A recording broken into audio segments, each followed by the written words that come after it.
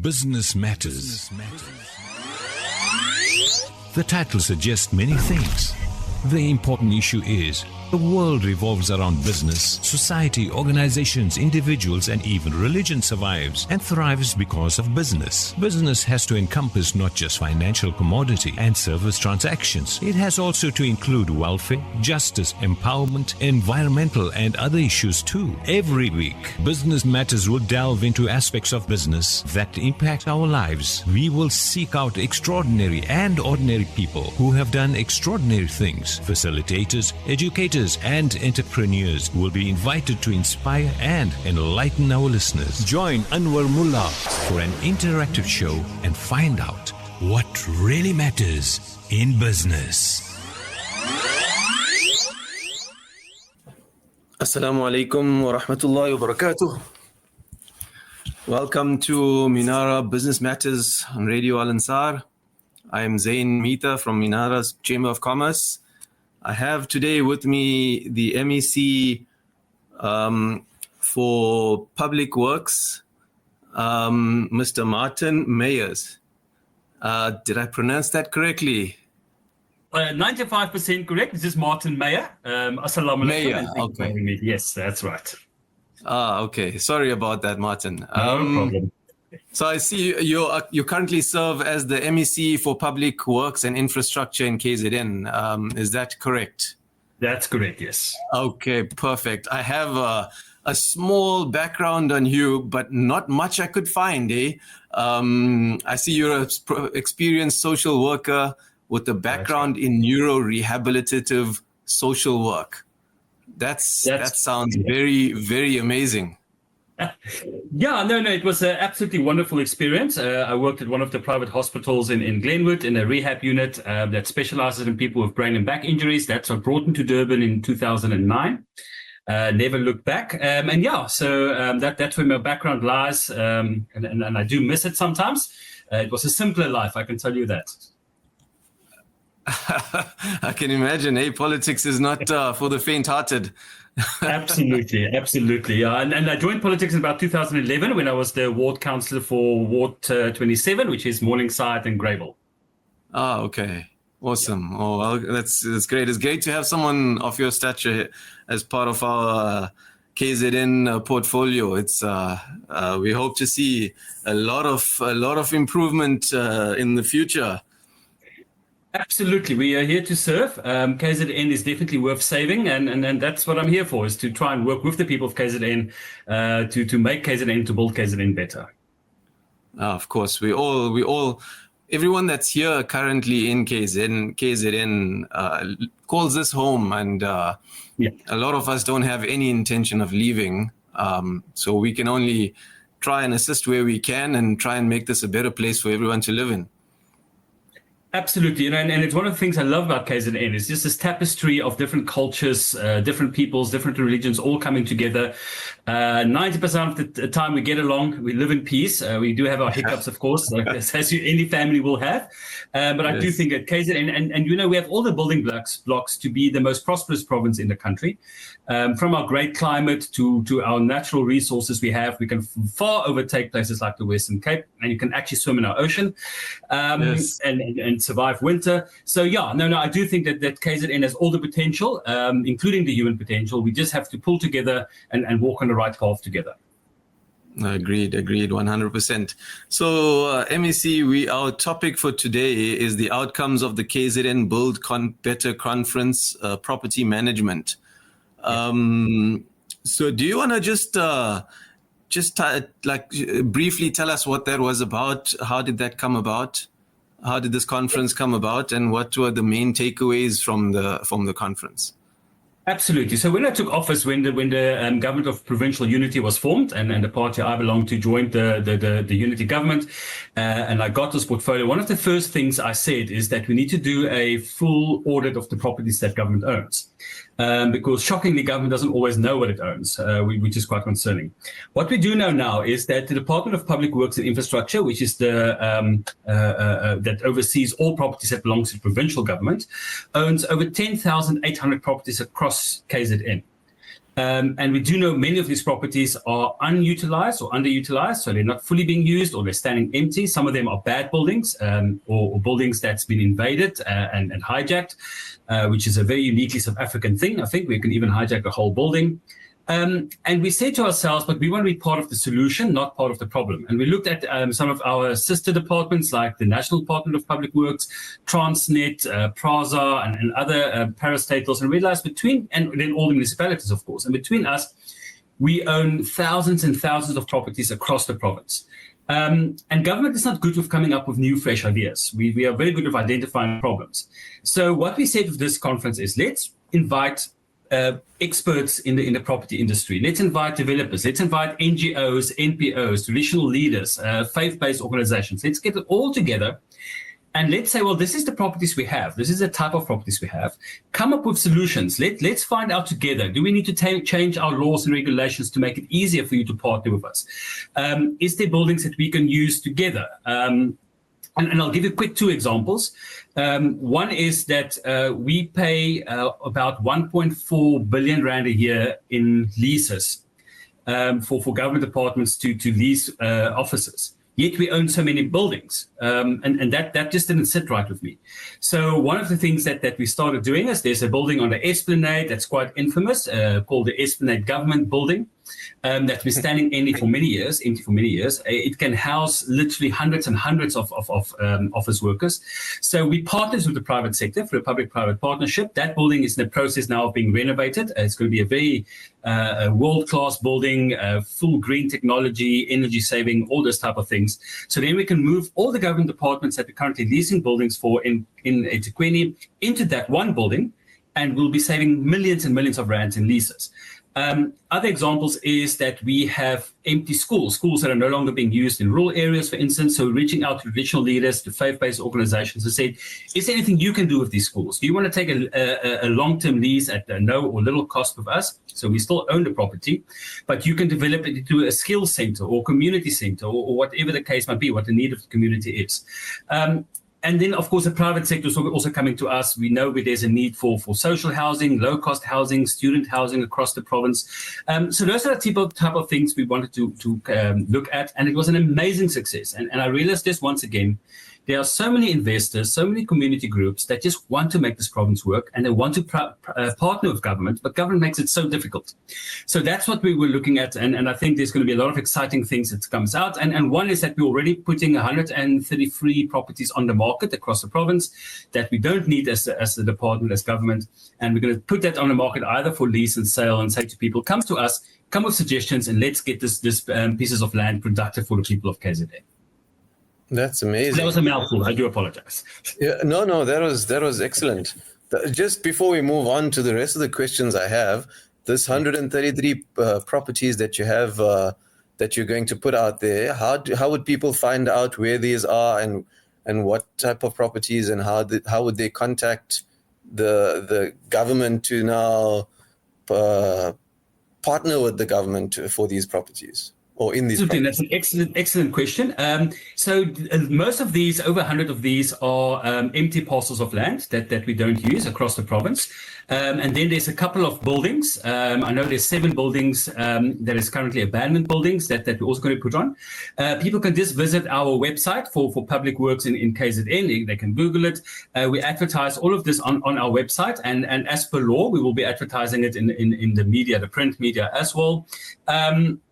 And of course, it has to go through anything like government. You know, we have very strict regulations for doing business with anyone. So it has to go through a tender process or a bidding process, and all those things will be explained on our webpage.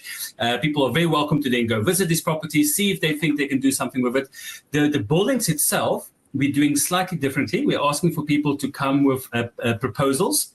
So people can come with a proposal and say, we don't want to buy it, we want to lease it from government for 20 years or 25 years or 40 years or 99 years, which is the longest lease we can do.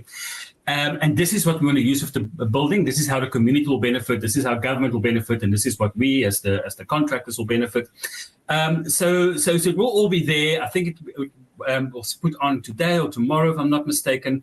And that we really want to go to people and say, come with suggestions, because we really want to make this land and these properties work for the people. And where do they make those suggestions? It will also be on the webpage. So the public proposal is done like a tender. So it's done for the firm process that you say, these are the suggestions that we come forward with. Of course, the finances and all of that will then also be put there. But we're also discussing with financial institutions, how can we assist with finances? Because I don't want a situation where people who are already big players in the property markets are the only one that buys these. So we're also trying to find ways, together with financial institutions, to assist people from disadvantaged backgrounds, new players in the property market, so we make sure that it's a very fair process that anybody can participate on. That's great. I also think you don't want to only have property. The people that are in property already, you want new entries into the market. You want to partner with NGOs and stuff like that as well. Absolutely. I think it's a very important part of government is that we have to be equity. We have to make sure everybody gets a fair chance. It is unfortunately so that the property market has become dominated by a couple of small, big companies across the country. And we want to make sure that we don't just get nominated by them, but that everybody, because, as I said, it's very important for us that properties must serve the communities in the end of the day. So if they get bought up and they just get turned into more expensive housing estates, that's not what we want. We really want the needs of the people on the ground to be met. Correct. That's actually so good to hear from someone in government. Thank you. Appreciate that. we do try to be nice sometimes. Another question I have for you is, were there any significant changes or trends discussed at the conference that could shape the future of property management in the region? Absolutely. And I think one of the things that so many of the people there explained to us, because the first day was us talking, and the second day I was very clear that it's for us to listen. And government has become marvelous at talking. We've become quite rubbish at listening. So I'm trying to switch that around and becoming a bit more of a listening government in our department. So we sat down and we had these breakaway sessions, and we said to people, come with your suggestions, but also your challenges. And one thing became very clear is that the regulations that's been put in place has made it almost impossible to do business with government. So people said, you really need to simplify the regulations. You really need to simplify the forms. You need to simplify the hoops we have to jump through to be able to do business with you, to partner with you, to do these things with you. And that, of course, unfortunately, most of these regulations are made on a national level. But good news is that the national department partnered with us in this conference. And we've now taken it to both the Minister of Finance and the Minister of Public Works nationally, Minister Dean McPherson, and said to him, all right, help us to simplify these matters. And it's good news that later this year, the National Treasury will publish more simplified regulations for the triple Ps, the public-private partnerships, which will help us tremendously. The second thing that came out, and this is something that keeps me awake at night, unfortunately, is that when you work as a contractor for government, or you're part of government, we're not always that fast with paying. And that causes massive knock-on effects for the people that's partnering with us. And that, unfortunately, is the absolute truth. I can't deny that. But that's something that we've also really worked very hard to turn around as the Department of Public Works and Infrastructure. When I took office in June last year, our debt to contractors were over 800 million rand. We've reduced that to just over 200 million rand. Now, that's still 200 million rand too much, because that means there's still contractors that we owe that money to, and that's not right. But I think we're definitely moving in the right direction. So that's also come out, and we've already now worked with the private sector, and they came with very good suggestions on how we can also better manage that. And then I think the third one is that I'm very keen to make better use of technology. This department is sometimes still a bit stuck in the 90s. And there were a lot of companies, tech companies also there. They came with excellent suggestions how we can modernize the department, modernize our buildings, make it serve people better. And I'm quite excited. I have quite a few meetings lined up for this week with some of these companies to see how we can work together, just to bring this department kicking and screaming into the 21st century. Oh, wonderful news to hear. Next question. Can you elaborate on any new technologies or innovations presented at the conference that could improve property management in KZN? Absolutely. Let me start with a very simple one that we've already started. I spoke about the Esplanade government building that we've now partnered with. That building, for instance, the lift the lifts in that building is going to be brand new technology that generates electricity when it goes down, which means it's not going to be a net user of electricity. It's also actually going to generate electricity that gets pumped back into the system. That's one example of how we can be more innovative and use green technology to save money, but also protect our environment, which I think is very important. A second thing that's come out, because we do know, and while I'm on the theme of environment, that KZN unfortunately has borne the brunt of climate change challenges within South Africa, and the floods of 2022, and the tornadoes that hit places like Tongaat, just shows us how we're now facing a totally different type of climate than we were used to 10 or 20 years ago. So a lot of technology was discussed for alternative building materials, for building more climate resilient buildings that can actually withstand storms and floods, and especially how we can retrofit our current buildings that we partner with for that. And I'm very excited about some of those innovations that's come out. And then for building management, our building management system currently, because we manage all government buildings for the provincial government across the province, like I said, over 10,000 properties, and it's still a paper-based system. So a lot of the private sector guys came to us and said, listen, there's so much better ways to do this. That's going to be cheaper. We're willing to partner with you, willing to help you set these things up, so which will make it much quicker for us, because unfortunately, part of the buildings that, for instance, that we manage are schools.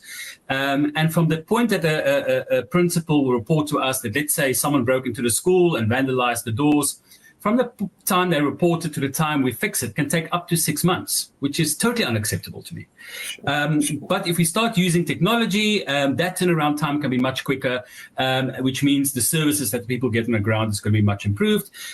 So that's also one of the things we're looking at. And the fact of the matter is technology works like that in the beginning you have a high cost to institute technology, but it's getting cheaper and cheaper. But once you've instituted it, it starts paying for itself because it's quicker, it's cheaper to run, easier to manage. And then the last one is that we instituted last year already that all our bid committee meetings for tenders are now being recorded audio visually, and we use AI technology and all those type of things. Since we've done it, we've had no issues with tender fraud within those meetings, which is a big improvement. But we can take it even further, because currently anybody that's tendered for anything in provincial government knows it's still paper-based. You have to fill in those massive difficult forms. You might miss a tick box here, then your bid is thrown out for being incomplete.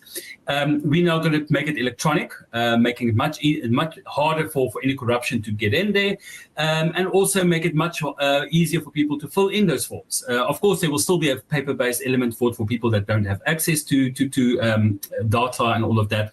But that are some of the things we discussed at the conference, how we can better use technology to make this a more modern and a much more a department for a much quicker turnaround time. This tender process that you're talking about, is that still to come, or is that implemented already? No, we started implementing it in October last year. And interestingly enough, before we implemented it, almost all tenders went to appeal.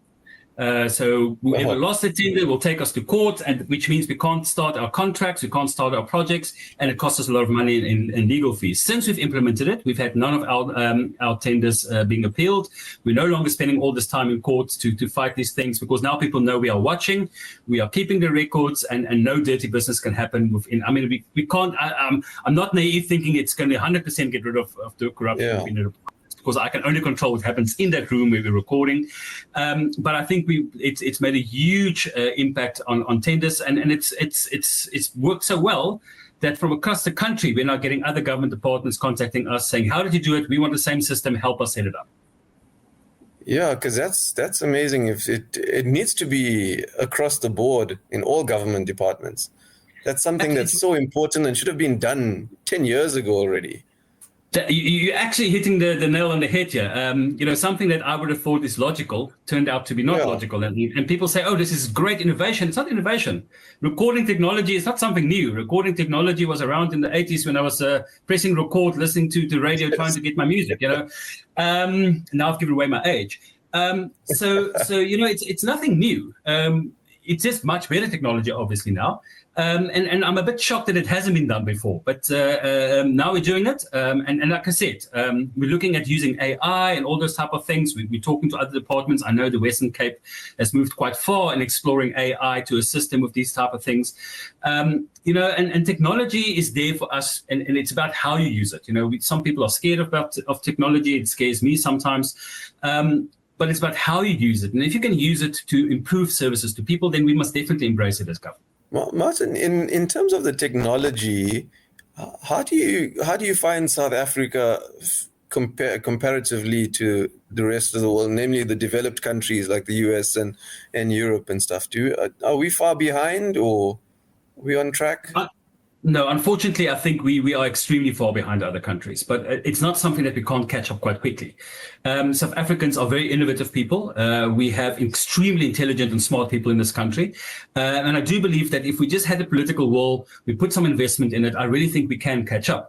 As much as I'm not necessarily the person's biggest fan, but Elon Musk is from South Africa. That's the type of brains we do have. Yeah. I don't like his politics, but I can't deny his intelligence when it comes to technology. Those are the type of things that we really need to look at. And we are very, very far behind, unfortunately. South Africa still often talks about the fourth industrial revolution. The rest of the world's in the fifth industrial revolution. We're still lagging behind in the third one. In some instances, we had load shedding again this weekend as an example, but I do think we can catch up. Luckily, it's that type of thing. That technology is there. We just need to bring it in. We just need to get our own young people to be very involved in it. And I want to encourage young people. Look into doing look for jobs in that type of industry, for studying that type of industry. It's very important that if you're going to leave school and start looking for other jobs or studying, I read the other day someone said that 60% of the jobs we currently have will be obsolete in 50 years. So it's important for us to start future or making ourselves safe for the future, and technology is the right way to go. 100%. That's stat is actually very, very scary for Absolutely. A lot of us. Absolutely. At least politicians, I think, will still be around in 50 years' time, but I'm not too sure about the other jobs. We can easily replace you guys with AI, eh? Listen, let me say no comment. Let me play the safe role. I'm just kidding, Martin. Martin, in terms of the conference, how do the outcomes of the conference address the current challenges faced by property managers, such as maintenance, tenant relations, and regulatory compliance? I know you touched a bit on regulatory compliance, but Yep. Yeah. So one thing also, I didn't want this to be a talk shop. And that's quite what happens with these government conferences. We were very careful in who we invited to it, to make sure it's actually people that understand that time is money, and that we need to have very clear outcomes. That's why we had the breakaway sessions. We came with some very clear outcomes of that. We're busy compiling that document. The information was a lot more than we initially anticipated. So, the staff of the department is working full out since last week, and we will then publish a document saying this is the actual outcomes, the suggestions. And we looked at things like what are the short-term measures that we could put in place immediately, and that's like putting certain properties on the market and so forth. And what is the long-term ones, which is regulatory thing. But the other thing that came out from the conference that we didn't expect is that the private sector property managers and then from the public sector and from the community sector or NGOs all said the same thing, that we're not coordinating. So we're all working in our own different fields, different sectors, and things are falling through the cracks. So I think the other big important thing that came out from this is that we need to be a lot more proactive, communicate, work much closer as an industry, because government is not opposition to the private sector. We're working in a different type of field, for a different type of environment, but we do the same thing in the end of the day.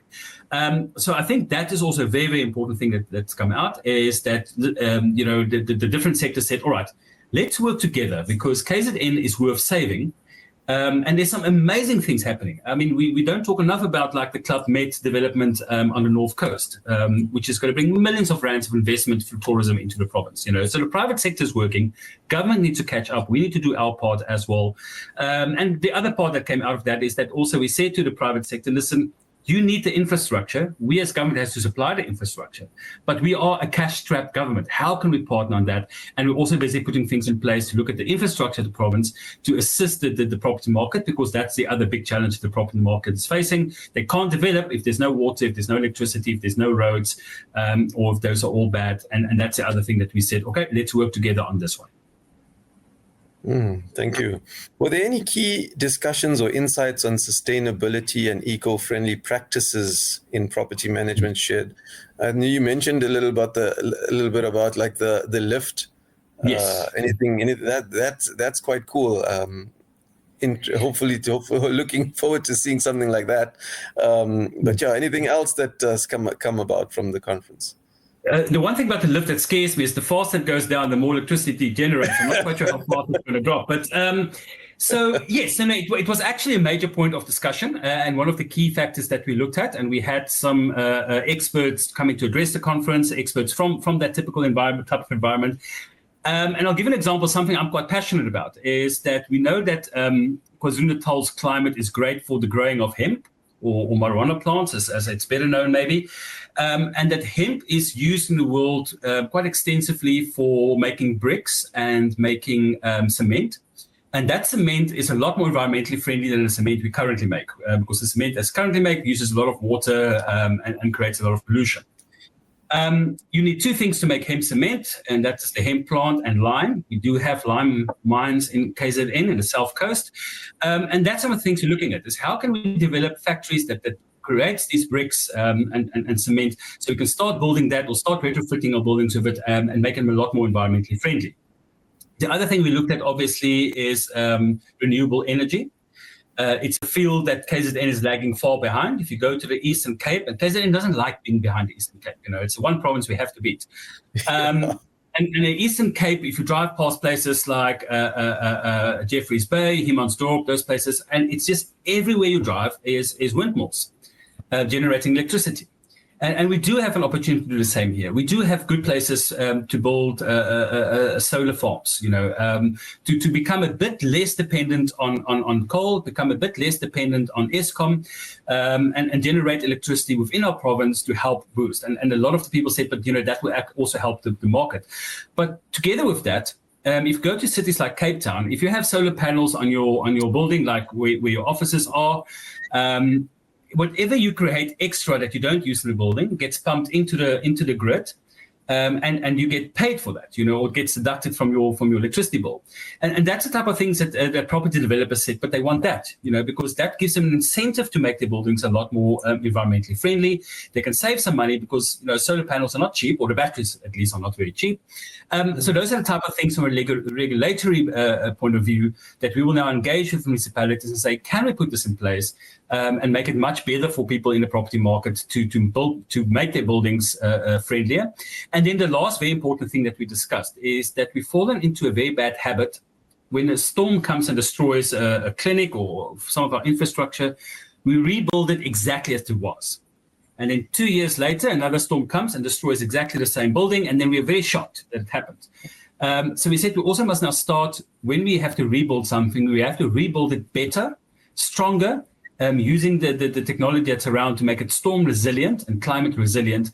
And that's the other thing that we discussed quite a few things about. And a lot of the tertiary institutions says they want to partner with us and find better ways to rebuild which is destroyed by climate change. You mentioned windmills and stuff. I've always been curious to know why we never had that in KZN. Any specific reason why they've never taken off here? Yeah, I'm also a bit surprised that it hasn't really taken off. Some of these big smart people, much smarter than me, did mapping of the whole country, and we do have areas that is very good for wind farming, if you want to call it that, especially on the coast up north towards places like Mtlathuze, Richards Bay, Mpangeni, those areas. There are places that's really, really good for type of wind farms. For solar farms around Newcastle and Amajuba district, there's some areas there that's really good for solar farms. And we do have the land. So I do think it was a bit of a political will. And also previously, the laws to create own electricity was not as easy, as Eskom had the monopoly on it. But those regulations has now changed, and provinces and municipalities can apply, and private sector can now play in this environment as well. So I think now the climate is much better for us to look at it.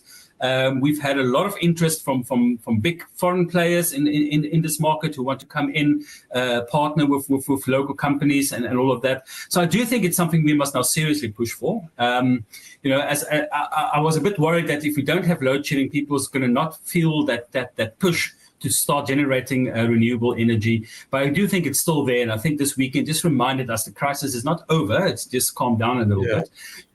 So I do think now is really the time for us to push for it. But again, that is environment much better for the private sector to play. And we as a Department of Public Works and Infrastructure and Government can then create the environment, assist, if there's land that needs to be made available, we can look at that. But this is something that we've learned. Private sector is much better at providing the services than we in government is.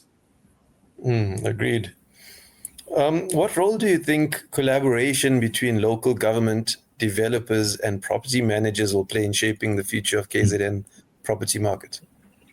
So that also came up, and thank you for raising it. And I'm very happy that it came in an environment where we've, as a department, negotiated and signed the MOU with the Metro of eThekwini, and we'll be doing it with some of the other municipalities as well. One of the big challenges that property developers have raised with us is that getting planning permission from the city, getting your plans approved, and all those things is a long, arduous process and can take years sometimes. And that is really then stifling development. So I think that's one place where we can definitely also partner and say, listen, how can we streamline the process? How can we also assist our municipalities to make it easier to get your plans approved and get your certificates and all the things that you need from the engineers and all those type of things. And from eThekwini's side, there were other municipalities as well. They seem quite keen to now work with that and make that happen a lot quicker and unlock. The other thing is, as well, as I said earlier, municipalities also own a lot of land that they no longer necessarily use. So that's the other place that we said, all right, what can you also make available and make it easier for people to find land? And then the last one is that I spoke about bad buildings right in the beginning, buildings that are invaded or hijacked, whatever the case might be. We just handed over, or in the process of handing over, 3 such buildings in the CBD of eThekwini, which is West Point Lodge, which is on Esplanade, the Siemens Institute, which is on Mahatma Gandhi Road, and the Palm Beach Hotel, which is on South Beach.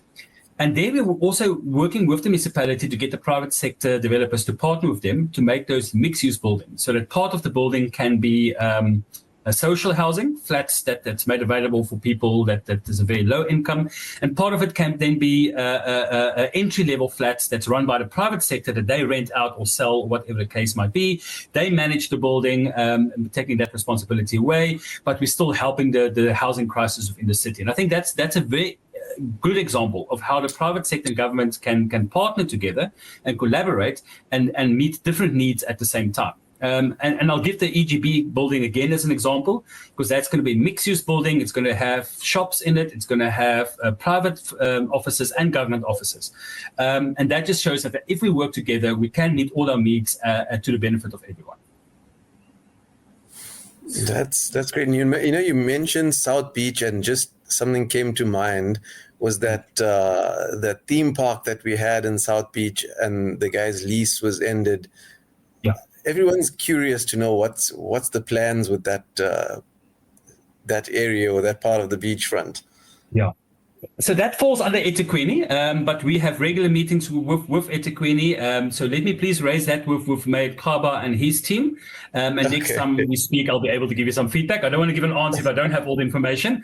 And luckily or unluckily, that doesn't fall under my department, but we can definitely engage eThekwini, because obviously it's to the benefit of the people of KZN in that as well. Yes, thank you. Understood. I've got a question from Mr. Isa Hassam. He says, congratulations on getting back the dilapidated and hijacked buildings in KZN. But what assistance is there for the private sector who have similar issues? Example, who do they call if their building is occupied by drug dealers or and simply refuse to pay rent or vacate. Yeah. Yeah, And I think that also comes to the regulatory things that you spoke about earlier that we need to engage with national government on. Because unfortunately, the process to deal with that is extremely difficult, even for government departments. You have to go to court, you have to get eviction orders, you have to get subs to then implement those eviction orders. Courts don't always give it to you, or they demand you must give alternative accommodation. And what we're saying is, while we still understand that homeless people or people who live in those buildings have some rights under the Constitution, we must also recognize the rights of the person who's the owner of the property and the people who live around it, and having a safe environment. So unfortunately for Mr. Issa, I don't have a simple answer. And as a government department, we can't intervene in private properties. The Constitution just purely doesn't allow us to. But it is something that from a government point of view, we are engaging with the national departments, with SAPS, with the Department of Justice, saying, how can we make this better? Because it's just not right the way it is. It's a bit skewed to the one side, and we don't think it's easy enough for people to protect their own properties. So right now, the only answer is to go through the courts, which is a very expensive process. But Mr. Issa is very welcome to email my office as well, and we can see how we can put him in touch maybe with the right people. But even us as a government department has to go through those processes. And so trust me, I understand his frustration, because that's my frustration on a daily basis. And he also wants to know, like, what happens in terms of the large bill of rates and utilities which rake up in instances like that. Is the municipality willing to write off those kind of debts? Is there someone you can talk to in those kind of instances? Or is it's a really good question, and I want to thank Mr. Issa for raising that question. Let me also then put that on my list of things to discuss with Mayor Kaba and the other mayors, because it's not purely a eThekwini matter, because obviously rates is not something our department's directly. I'm the biggest rate payer in KZN at the moment with all the buildings we own. So let me engage with eThekwini on that one, and I can provide you with written feedback on that.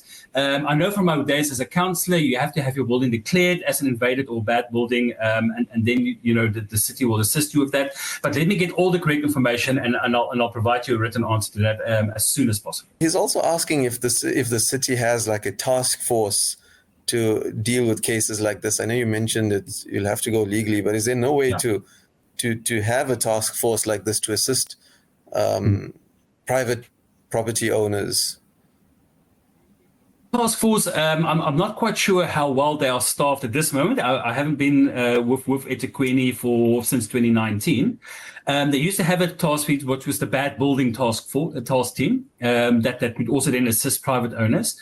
But the law, unfortunately, currently says the responsibility is on the owner. So the financial onus is on the owner, and not on the state in cases like that. My belief is that, but there is still a law being broken. And if a law is being broken, of course, the government has a responsibility to assist the law-abiding citizen against the law-breaking citizen. And I think that should be very, very clear. But there is a task team. I know through Safer Cities can be contacted, or Metro Police can be contacted, or the best department actually that used to deal with it is the Town Planning Department through their Building Inspectorate. Okay, appreciate that. Thank you for that comments. Thank you, Mr. Issa. Appreciate your question.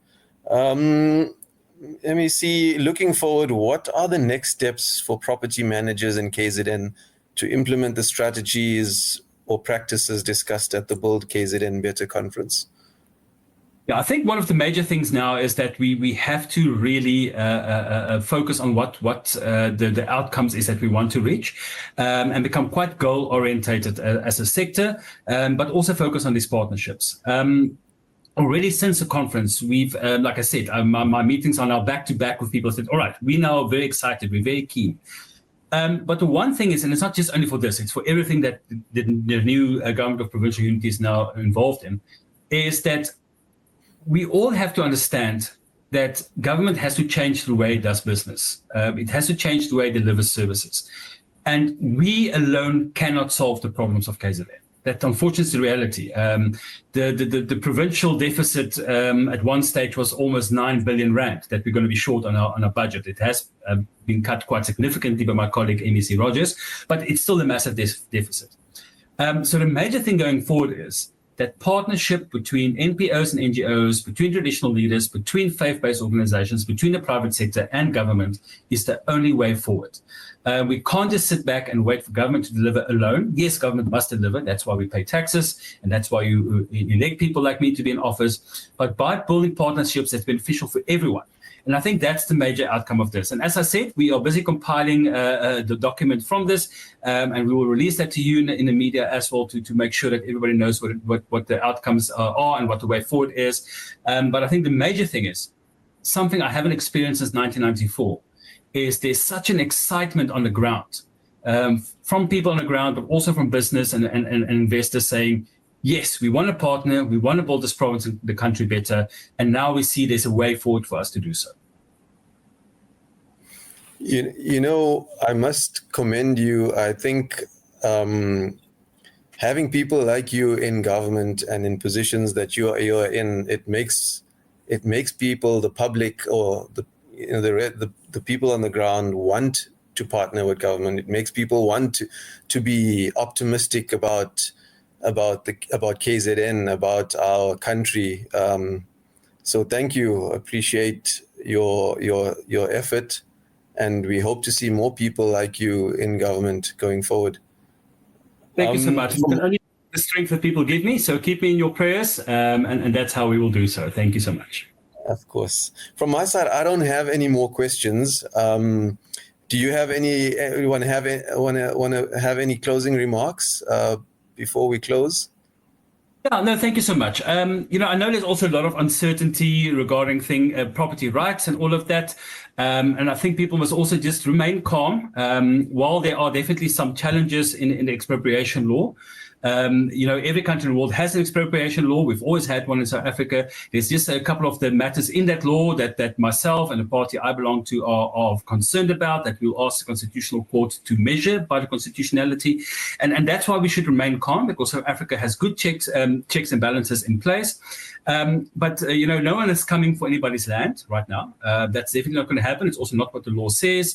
And I think, but the major thing is, and you touched on the positivity, I'm very passionate about this province, and people expected the worst for the elections last year for KZN. We had visions of riots and all those things again.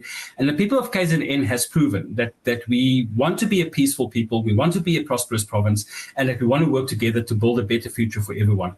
And I think that's a positivity. It's not me, it's every voter, it's every person in KZN, it's every person from the ones that's unemployed, struggling to make a better living, to those who are business owners. Everybody really wants the same thing, and that's to build our province better.